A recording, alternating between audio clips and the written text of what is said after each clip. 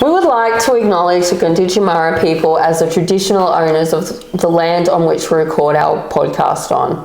We pay our respects to elders, past, present, and emerging. Thank you very much. We're back again.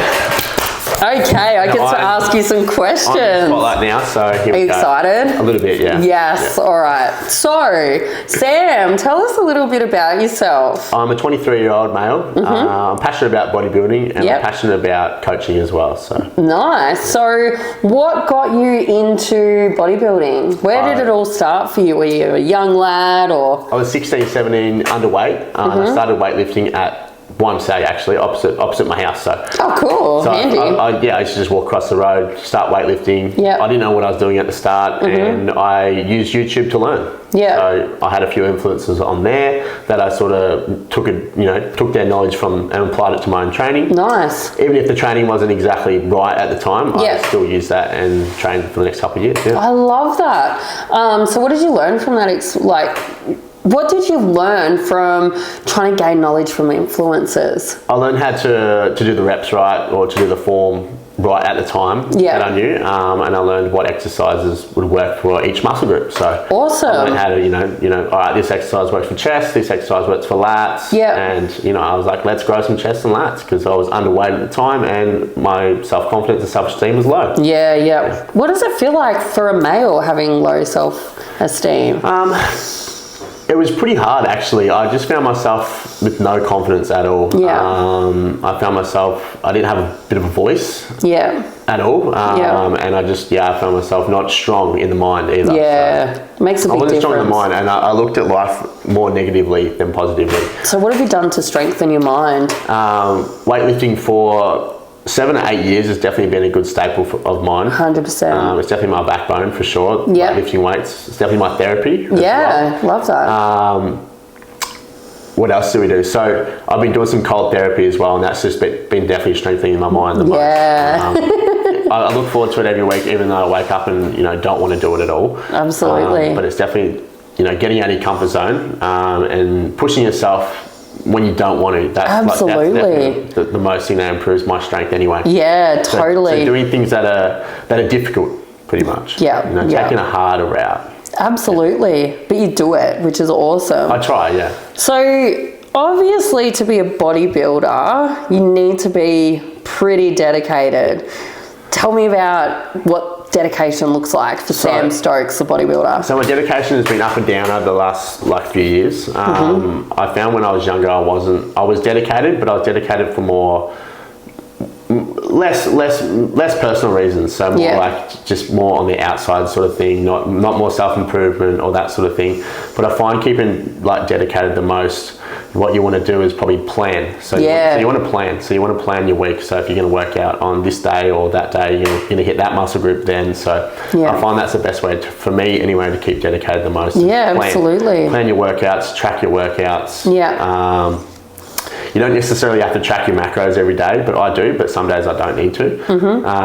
But definitely keeping a plan and tracking what you need to do is my best bet. Yeah. Dedicated and consistent as well. So for those people that don't know what macros are, tell me a little bit about macros. So macronutrients is like your carbs, your fats, your proteins as well, and that's what makes up your body pretty much as well. Right. Yeah. So you're basically and your micronutrients as well, which is awesome. Which is your vitamins and all that sort of thing. So do you weigh your macronutrients? Yeah, I do. Yeah.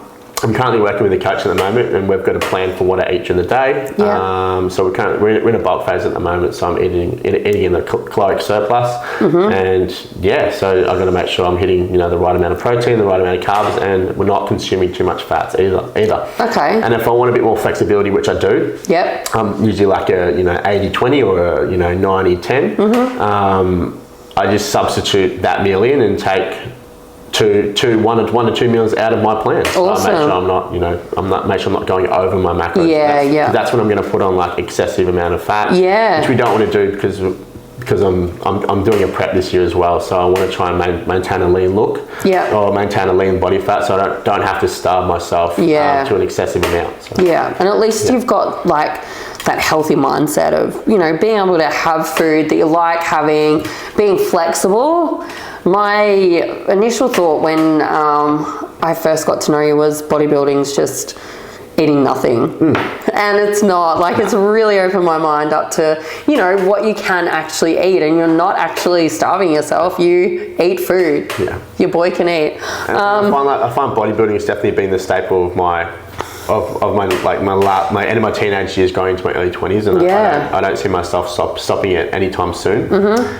Maybe the competing will stop eventually, but bodybuilding would definitely be the staple of mine for my entire life, I reckon. I love that. At this stage anyway. Yeah, I love your dedication to it too. I find it just, it keeps me accountable every have a bit more of a purpose as well. Yeah, absolutely. It's a hobby that I'm really passionate about.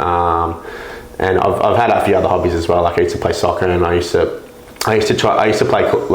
game, and I used to try and game really competitively to the point where I'm trying to make YouTube videos and all that sort of thing, and trying to excel in that sort of industry. But yeah, I've always been passionate about things. So. Yeah, I love that. So tell me, have you had any setbacks like with your fitness? Yeah, I had a setback in 2020. Like COVID obviously was a setback as a whole. Like financially, physically, mentally. Absolutely. For a lot of people, I guess. Well, I wouldn't guess. For a lot of people, I'd say. Yeah. And during the time I lost my job and I lost the gym, and I actually injured my elbow, so I lost a fair bit, and I was in emotional distress time, and it was a bit of a setback. I lost muscle, and physically I lost a lot of mental strength as well. And yeah, it was a tough time at the time, and that injury for the next 2 years stuck around, and I had to end up getting surgery on it in 2022. And that was a whole setback as well. And then I couldn't lift on that arm for 6 months. And, I wasn't sure if I was ever going to be able to pursue a bodybuilding career at the time. So I was really emotional, stressed. Like I didn't know what I was going to do for the next 2 years. Absolutely. I always could be a coach and all that sort of thing. That's always going to be there, helping people and providing a service and all that sort of thing. But, bodybuilding, competing is definitely like the main thing I'm very passionate about. That's my main hobby. But at the time I was pretty emotional because I didn't think I could do it. How did you how does someone being emotional about facing the future that doesn't look like bodybuilding for you? Like, how do you get through that? I didn't accept it. I was like, all right, no, this is not happening. I'm going to be doing this. I'm going to be doing my competing. So I hired a specialist from Melbourne who does surgeries. So Dr. Greg Hoy does a lot of tennis players and footy players up there. Okay. So I was like, all right, I'm going to shoot my shot high here. I'm going to make sure I hire someone who can definitely fix my elbow, so I can definitely pursue a career. I love that. But so that was it, and I didn't accept the point where I didn't accept the fact that I didn't give up. I didn't want to give up. I didn't want to give it up. But I did process the thoughts of giving it up, and it was tough. It was like a gut wrenching, heart drop sort of thing, Yeah, absolutely. It was a bit of a heartbreak, honestly. Absolutely. So do you find that drives you still to this day? Yes, it drove me to weightlift smarter. Yeah. It drove me to be smarter how I'm training, not to lift too heavy, to train proper form, both ranges of movement. Yeah. And it just taught me how to look after myself a lot better as well. I love that. And I found, and it definitely taught me not to take weightlifting for granted. To be able to have the ability to go to the gym and work on yourself and not have an injury or something like that, and, have a, fresh body. Yeah. It took it all for granted. Has everything you've been through helped you as a PT now, and with your clients as well? Definitely. I'd say after I had the operation and I had the injury and all that, it definitely taught me how to train more effectively and smarter as well. Yeah. Which I've then applied to all my clients' training. Yeah. And they'd feel like they're understood by you as well, because you've had to nurse an injury. Yeah. Go through all of the mindset bullshit, worry about, whether you're going to train again, how you're going to train again, all of that kind of jazz. Put it off for granted, and it made, it really showed the importance of training and all that. Yeah, and having gratitude for what you have and what you can do and achieve and that sort of stuff. So with all of the things that you've accomplished and all of that sort of thing, what do you fear the most? I fear the most. I've got a couple of small things like, fear of heights or fear of drowning or something like that, of course. But fear most is looking back on my life when I'm 50 or 60 years old and I'm going, shit, I wish I did that, or I wish I jumped on stage then, or I wish I asked that girl out, or I wish I applied for that job. Yeah, totally. Or I wish I worked my ass off in that period of time where I wasn't, where I was sleeping or something like that. Totally. Like the fear of not accomplishing your goals, or your dreams, desires, that sort of thing. Oh, 100%, and I feel like that's probably my main fear, honestly, if I can say. And I'm not saying like it's too late when you're like 40 or 50 or anything like that. Like it's never too late to absolutely to pick up what you want to do or what you love. But yeah, looking back and having no regrets or anything like that. So I love that.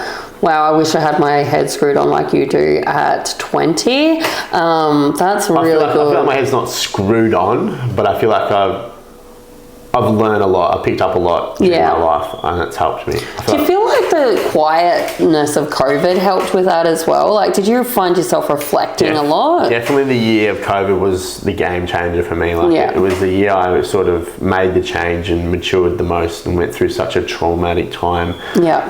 When I lost a gym and lost my job and going through my elbow and all that sort of thing, and I was emotional and didn't think I could pursue a career or anything like that. So that's when it really turned the table for me in terms of like what priorities are what priorities really matter, because the previous year before that I was just partying every weekend and drinking and taking for the gym for granted and all that sort of thing. So. And then once everything's gone, you really appreciate what you have. Really appreciate what you have and what you can achieve. Yeah, definitely. And definitely, have being able to have the ability to go to the gym and work on yourself and have control over that and have control over what you eat and all that sort of thing is truly like something we should be more considerate about. Yeah, absolutely. Absolutely. There's definitely more people doing worse off out there. So. Yeah, 100%. Well, thanks for having me on this podcast, Casey. Appreciate the personal questions. I hope you've all enjoyed it. Yeah, definitely. Thank you for being so vulnerable.